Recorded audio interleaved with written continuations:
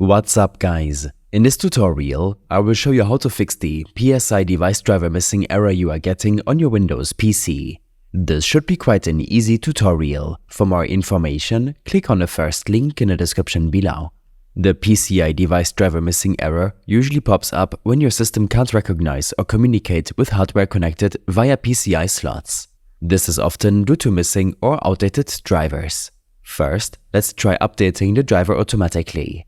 Type Device Manager in your Start menu and press Enter. In the Device Manager window, locate the PCI driver. You'll typically see a yellow exclamation mark next to it, indicating an issue. Right-click the driver, select Update Driver, and then choose Search Automatically for drivers. Your PC will search for and install any missing or outdated drivers. If the automatic update doesn't resolve the problem, or if your PC indicates that the latest drivers are already installed, it's time to try a manual installation. Right-click the PCI device in your Device Manager and navigate to Properties.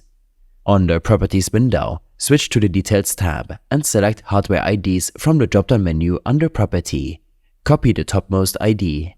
Next, use a web browser to search for this hardware ID. You should find links to download the driver, ideally from the manufacturer's website. Download the driver and follow the installation wizard to fix the PCI device driver error you are getting. Sometimes, the issue might be due to a pending Windows update. Open up your Windows settings. From here, head to Windows Update and click on Check for Updates. Download any available update and proceed to restart your PC once the update is downloaded in order to install it. Another option is to uninstall and then reinstall the PCI device driver. Head back to your Device Manager. On this window, right-click the PCI connected device again and select Uninstall Device. Then restart your PC.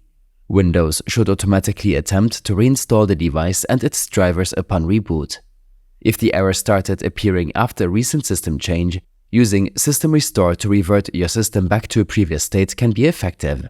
Just type System Restore in the Start menu and follow the prompts to choose a restore point before the error began. These steps and more information will be available in my extensive guide linked in the description below. I hope this helped you out.